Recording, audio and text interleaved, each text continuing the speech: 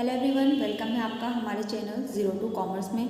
और आज हम स्टार्ट करेंगे न्यू चैप्टर जिसका नाम है अंतिम खाते, फाइनल अकाउंट।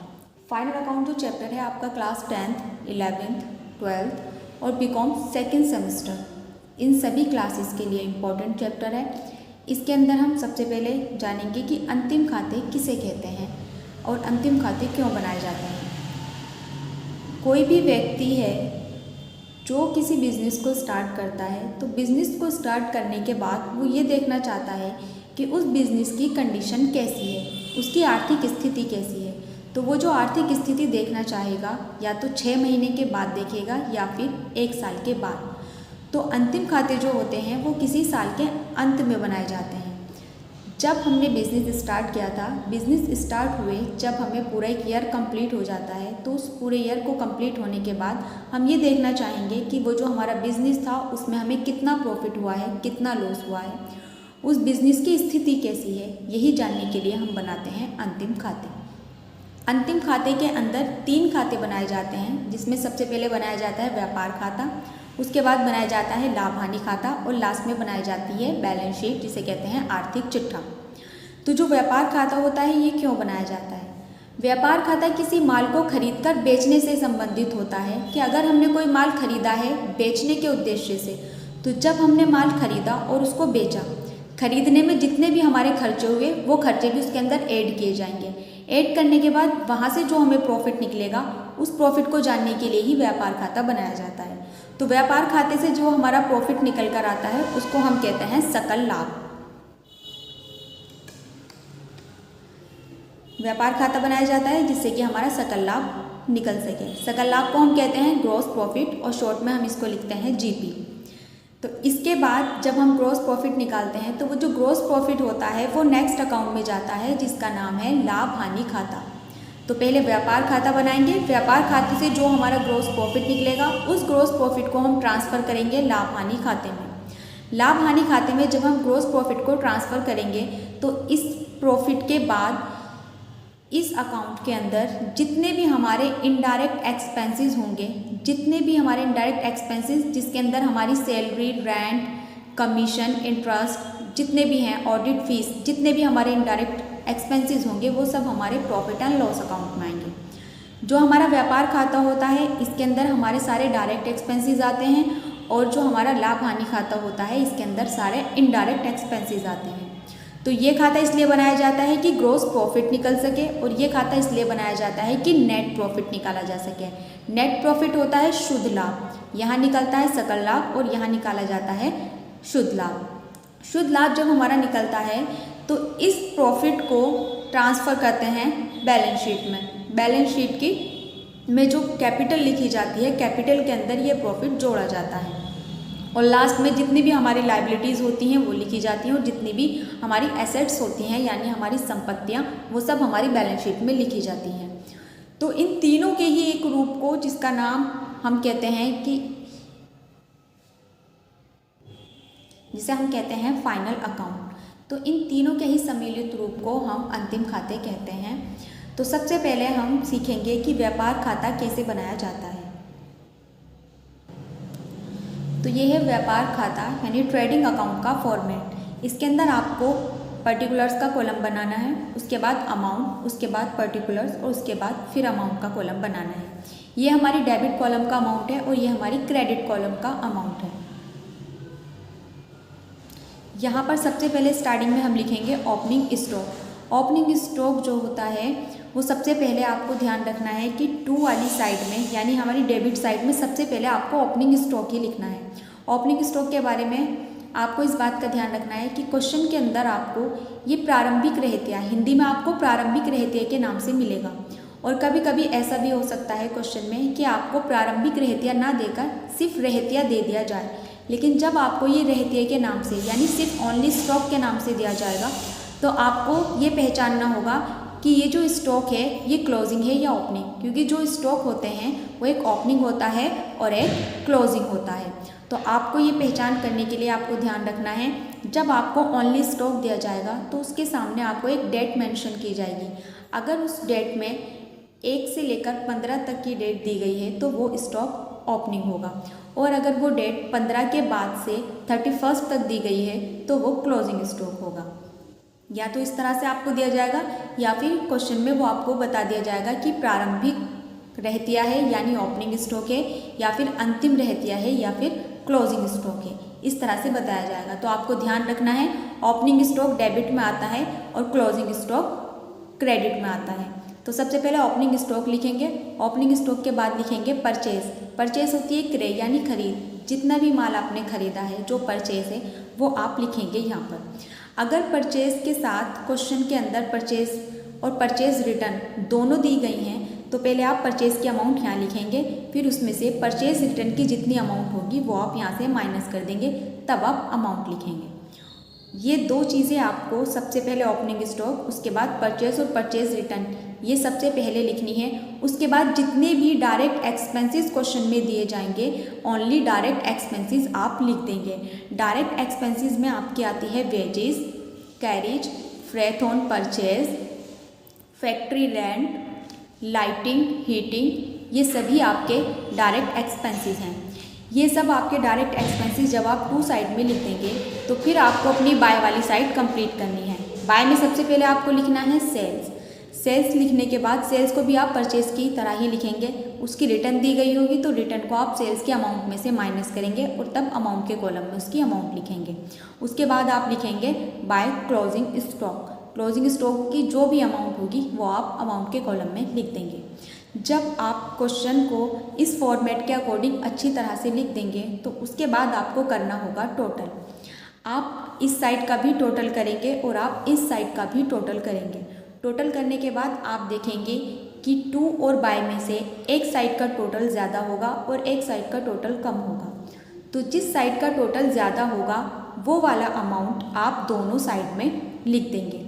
दोनों साइड में लिखने के बाद आपको याद होगा कि आपने दो साइड का टोटल किया था, उसमें से एक साइड का जो टोटल था वो कम था, तो आप ज़्यादा वाले टोटल में से वो कम वाला टोटल को माइनस करेंगे। जो बैलेंस निकल कर आएगा वही आपका प्रॉफिट या लॉस होगा। तो अब आपको ये जानना होगा कि प्रॉफिट कब होगा और लॉस कब होगा।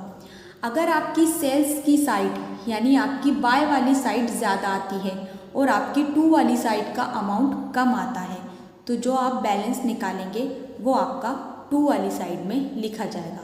तो टू में जहाँ पर आपके डायरेक्ट एक्सपेंसेस ख़त्म हो जाएंगे उसके नीचे आप यहाँ लिखेंगे टू ग्रॉस प्रॉफिट। जो बैलेंस करके अमाउंट निकलेगी उसको आप यहाँ पर लिख देंगे और उसके नीचे आपको ये लिखना होगा transfer to profit and loss account. ये मैंने अभी आपको बताया था कि जब हम ट्रेडिंग अकाउंट बनाते हैं उससे जो हमें प्रॉफिट या लॉस निकलेगा वो ट्रांसफ़र होगा प्रॉफिट एंड लॉस अकाउंट में।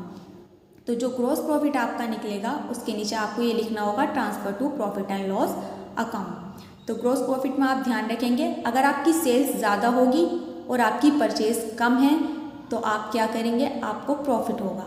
और अगर आपकी जो परचेज वाली साइड है यानी आपकी टू वाली साइड तो ज़्यादा है और आपकी सेल्स वाली साइड कम है तो आपको लॉस होगा। लॉस आपका बाय साइड में लिखा जाता है और प्रॉफिट आपका टू साइड में लिखा जाता है। ये सारी चीज़ें अब मैं आपको एक क्वेश्चन के द्वारा सब क्लियर करा दूंगी, तो क्वेश्चंस को ध्यान से देखिएगा।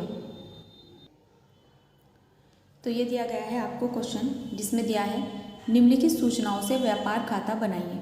इसके अंदर आपको दिया गया है प्रारंभिक रहतिया, तो ये तो हो जाएगा हमारा ओपनिंग स्टॉक। उसके बाद दी गई है आपको क्रय यानी परचेज दी गई है 15,900 रुपये।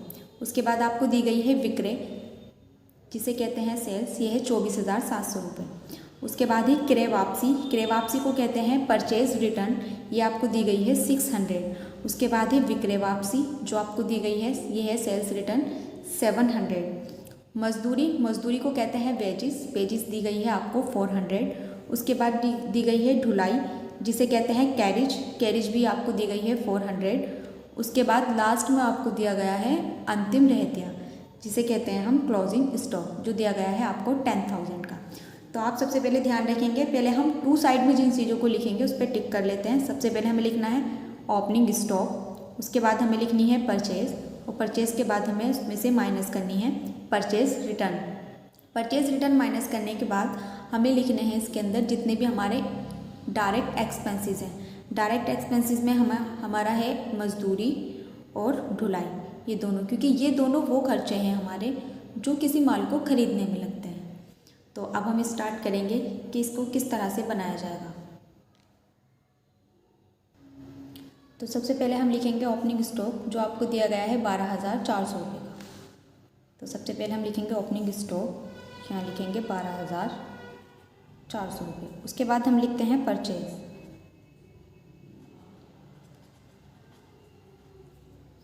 परचेज की अमाउंट देखेंगे पहले कितनी है। परचेज दी गई है 15,900।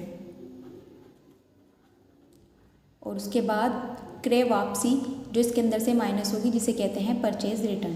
तो परचेज रिटर्न को इसके अंदर से माइनस कर देंगे, परचेज रिटर्न। मैंने शॉर्ट में लिखा है ये PR का मतलब है परचेज, R का मतलब है रिटर्न।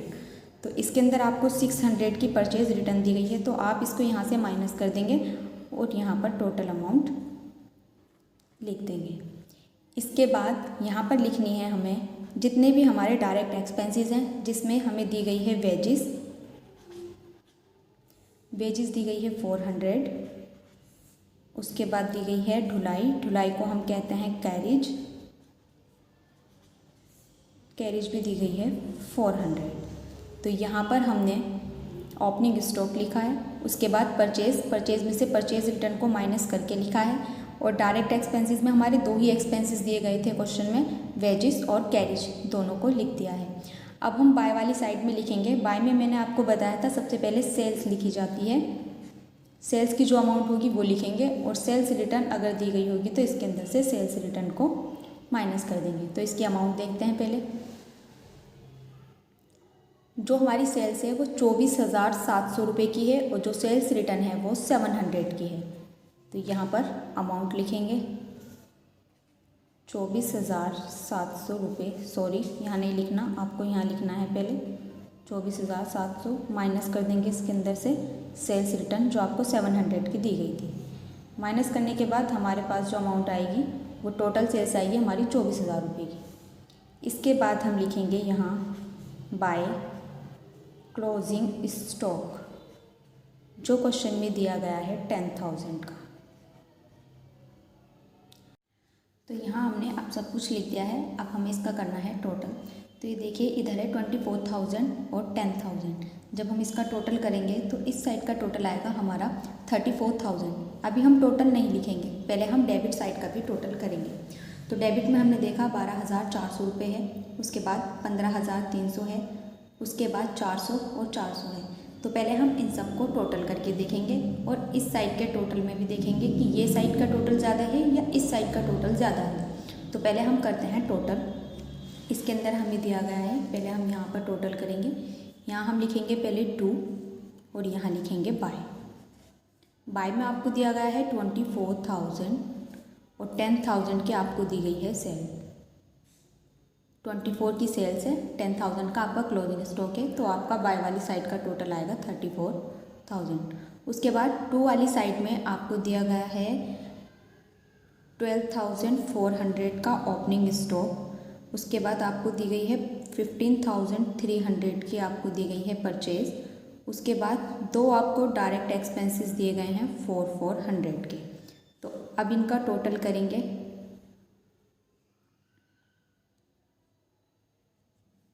ये आएगा आपका 28,500।